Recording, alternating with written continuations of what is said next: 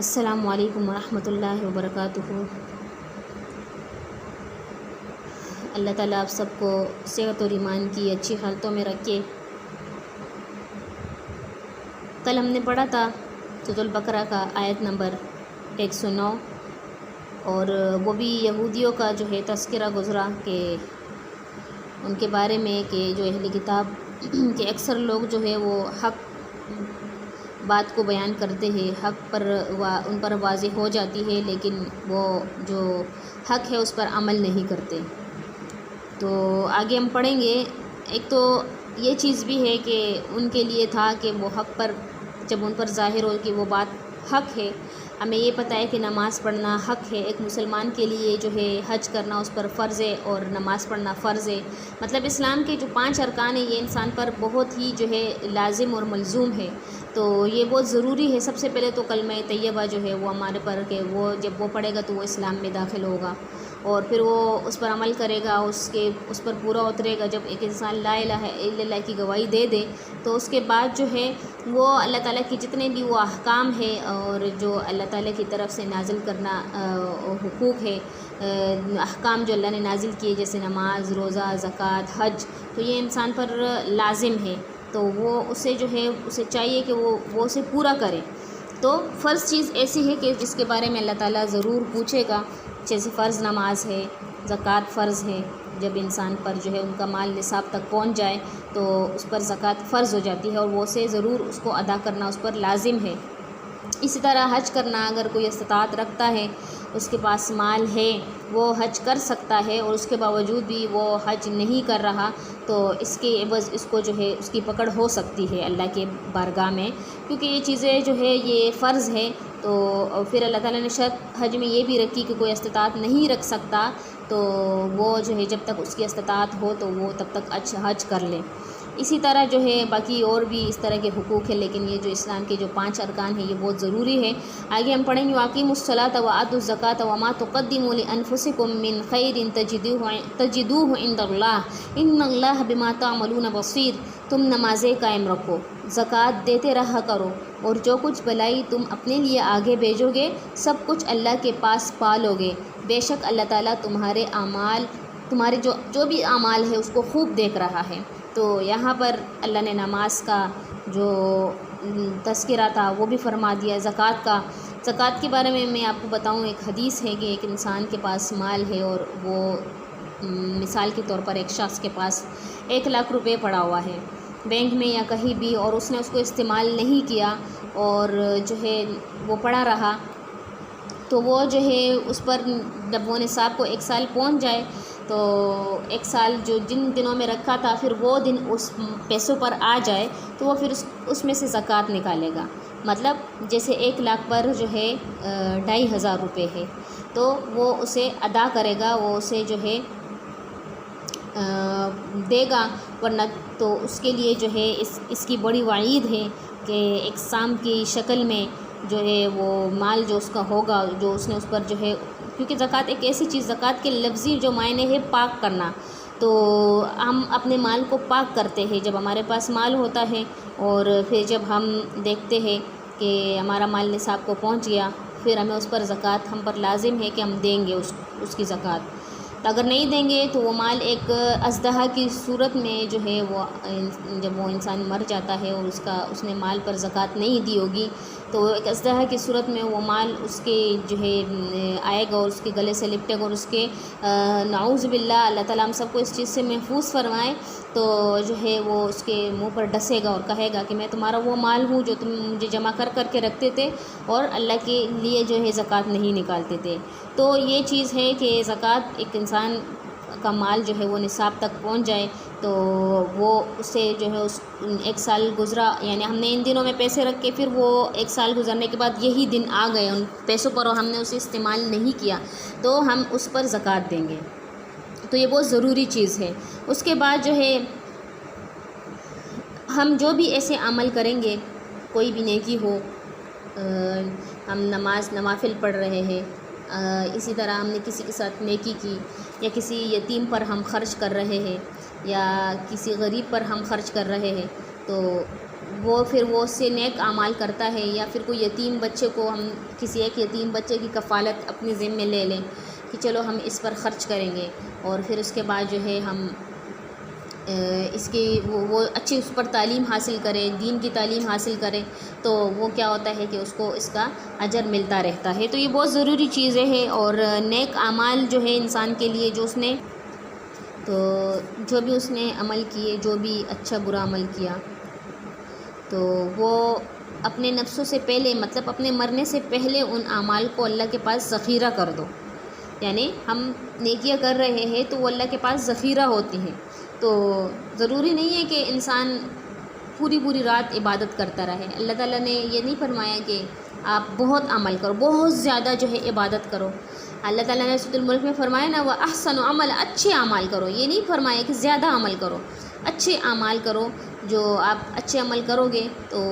مطلب خلوص سے کرو گے۔ اپنے تہجد میں اٹھے، 2 نوافل آپ نے ادا کیے، اور 2 نوافل آپ نے ادا کیے بڑے خلوص سے ادا کیے،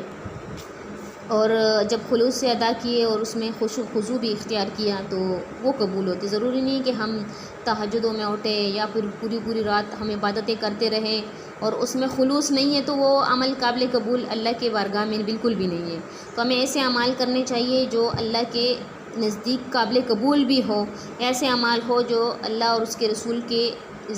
سنتوں کے مطابق ہو، تو جو ہے ہمارے عمل قابل قبول ہو سکتے ہیں، ورنہ نہیں۔ تو یہی ہے کہ انسان جو بھی عمل کرتا ہے تو اللہ تعالیٰ اسے وہ خوبی جانتا بھی ہے، دیکھتا بھی ہے۔ انسان کے دل میں بھی کوئی خیال آتا ہے تو اللہ تعالیٰ اس کو سنتا ہے، اللہ کو اس کا علم ہوتا ہے۔ تو اسی لیے جو ہے انسان کو چاہیے کہ وہ ہر وقت اللہ کو جو ہے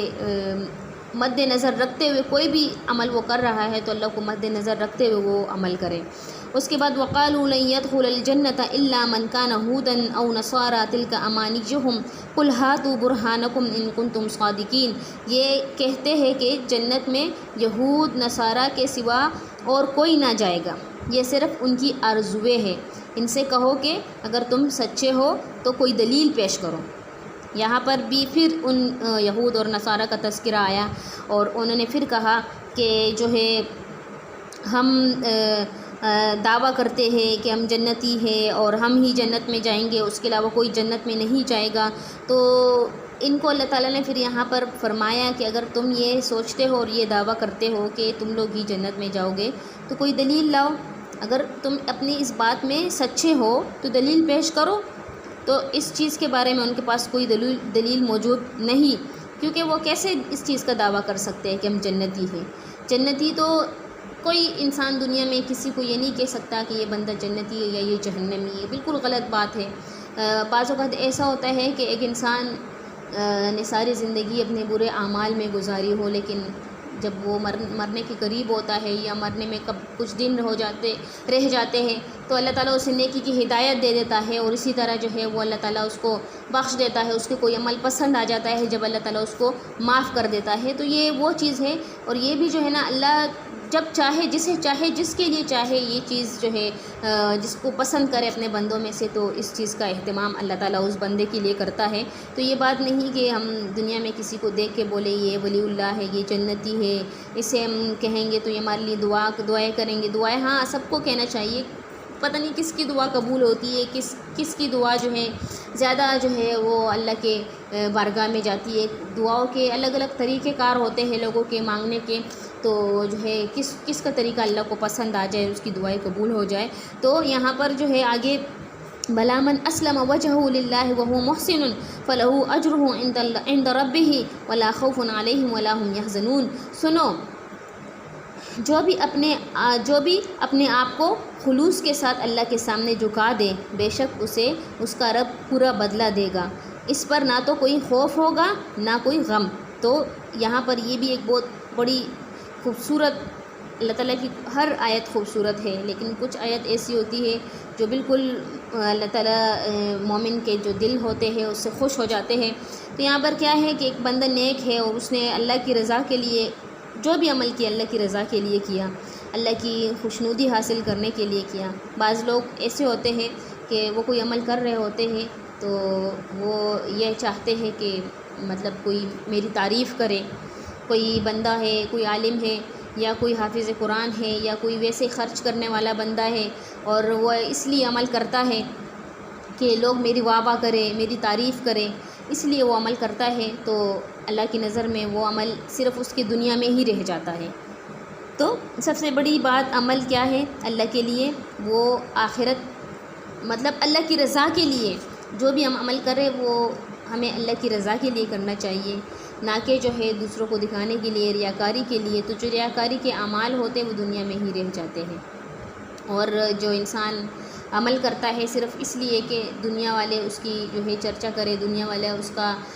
کہے کہ بھئی یہ تو بڑا نیک بندہ ہے اور اس کے دل میں یہ بات ہے، اگر وہ اس نیت سے نہیں کر رہا کہ لوگ میری جو ہے تعریف کریں، یا وہ اس نیت سے کر رہا ہے کہ میں اللہ کی رضا کے لیے کر رہا ہوں، پھر بھی اس کی تعریف ہوتی ہے، تو وہ بندہ اللہ کی نظر میں جو ہے زیادہ محبوب ہے۔ تو ہمیں یہ نہیں کرنا چاہیے کہ بھئی ہم جو عمل کر رہے ہیں صرف اس لیے کر رہے ہیں کہ لوگ ہمیں جو ہے ہماری تعریف کریں، یا ہماری ہر عمل میں اللہ کی خوشنودی حاصل کرنے کے لیے صرف اللہ کے لیے خوش و خضوع اختیار کرنا چاہیے، عاجزی اللہ کے لیے اختیار کرنی چاہیے۔ اگر ہم یہ کہیں کہ بھئی دنیا والے میں دیکھ رہے چلو جو ہے مجھے اور اس طرح اچھا وہ کچھ کرنا چاہیے کہ لوگ میری تعریف کریں، تو یہ سراسر غلط ہے، اور اس طرح کے اعمال جو ہوتے ہیں وہ دنیا میں ہی رہ جاتے ہیں، اس کا اجر اللہ تعالیٰ اس کو نہیں دیتا، بلکہ دنیا میں ہی اس کی تعریف ہو جاتی ہے۔ اسی طرح جو ہے آگے پھر اللہ نے فرمایا کہ ایک ایسا بندہ جو اللہ سے ڈرتا ہے اور نیکوکار ہے، اس نے اللہ کے لیے زندگی بسر کی اور اللہ کے طریقے پر زندگی بسر کی، اللہ اس کے رسول کے اطاعت پر زندگی بسر کی، تو اللہ تعالیٰ نے فرمایا نا کہ اس پر کوئی خوف نہیں ہوگا اور وہ غمزدہ بھی نہیں ہوگا۔ مطلب ایک نیک بندہ فوت ہوتا ہے تو اسے دنیا کا غم نہیں ہوتا کہ میں دنیا کو چھوڑ کر آیا ہوں، یا پھر جو ہے مجھے دنیا، تو یہاں پر ایک برے بندہ، ایک بدعمل بندہ جب دنیا سے جاتا ہے تو جب وہ قبر کے عذاب میں یا قبر کی سختیاں یا اس موت کی سختیاں اس کو وہ ہوتی ہے، تو وہ افسوس کرتا ہے کہ کاش مجھے دنیا میں واپس جانا ہوتا تو میں اعمال کرتا، میں نیکی کرتا۔ لیکن ایک نیک بندے کے لیے کیا ہوتا ہے کہ وہ جب دنیا سے جاتا ہے تو وہ اللہ سے ڈرتا ہے، تو اللہ تعالیٰ نے اس کے بارے میں فرمایا کہ وَلَا خَوْفٌ عَلَيْهِمْ وَلَا هُمْ يَحْزَنُونَ، نہ تو اس پر خوف ہوگا اور نہ ہی وہ پچھلی زندگی کے بارے میں غمزدہ ہوگا کہ کاش مجھے دنیا میں جانا ہوتا یا میں دنیا میں جا سکتا۔ تو اللہ تعالیٰ ہمیں نیکی کی توفیق دے، اللہ تعالیٰ ہمیں عمل کی توفیق دے، اللہ تعالیٰ ہمیں ایسی زندگی گزارنے کی توفیق دے جو اللہ اور اس کے رسول کی سنت کے مطابق ہو۔ تو بہت سے لوگ ہوتے ہیں، بہت سے جو ہے معاشرے میں تقریباً بہت کم لوگ میں نے دیکھے ہیں کہ دین کی طرف رغبت رکھنے والے، اور بہت زیادہ لوگ میں نے دیکھے ہیں دنیا کی طرف رغبت رکھنے والے۔ جب ایک انسان تعلیم دیتا ہے اپنی اولاد کو، کہتے ہیں نا کہ میں نے اپنے بیٹے کو یا بیٹی کو انجینئر یا پھر سائنس کا کوئی ایسی یا ڈاکٹر بنایا یا اس طرح، تو بڑے فخر سے کہتے ہیں۔ لیکن میں نے کبھی بہت کم جو نیک ماں باپ ہوں گے، نیکی کے لیے جو ہے اپنے اولاد کو ابھارتے ہوں گے، نیکی کی طرف لاتے ہوں گے، وہ فخر سے کہتے ہوں گے کہ میں نے اپنے بیٹے کو یا بیٹے کو حافظ قرآن بنایا یا دین کا داعی بنایا، یا میں نے اس کو جو ہے دین کا علم دینے کے لیے جو ہے میں نے اس کے لیے کوشش کی، تو وہ فخر سے اس بات کو کہتے ہیں۔ لیکن جو دنیا دار لوگ ہیں وہ فخر سے یہ بات کہتے ہیں میرا بیٹا انجینئر ہے، میرا بیٹا ڈاکٹر ہے، یا اس طرح۔ تو خیر یہ ایک ایسی بات نہیں ہے کہ تعلیم نہیں حاصل کرنی چاہیے دنیا کی تعلیم بہت ضروری ہے، جو ہے معاشرہ ایسا ہے، دور ایسا ہے، دنیاوی تعلیم حاصل کرنا بھی، لیکن ساتھ میں انسان کو تھوڑا سا قرآن جو ہے وہ پڑھنا چاہیے۔ قرآن کا ترجمہ جو ہے ہر بندے کے لیے لازم ہے، کیونکہ جو ہے ہم اجمی ہے، مطلب ہم اردو بولنے والے یا کوئی ہم سب عربی بولنے والے نہیں ہیں۔ سعودی عرب میں جو ہے وہ سب عربی بولنے والے ہیں، عربی بولتے ہیں، عرب زبان ہے، تو ان کو سمجھ میں آتی ہے جو ہے قرآن پاک کے الفاظ، لیکن ہمارے لیے بہت ضروری ہے کہ ہم اس قرآن پاک کا ترجمہ پڑھیں، اس کو سمجھیں اور اس کے مطابق زندگی گزار سکیں۔ تو اللہ تعالیٰ ہمیں توفیق دے عمل کرنے کی اور آگے پہنچانے کی۔ وآخر دعوانا الحمدللہ رب العالمین۔ السلام علیکم ورحمۃ اللہ وبرکاتہ۔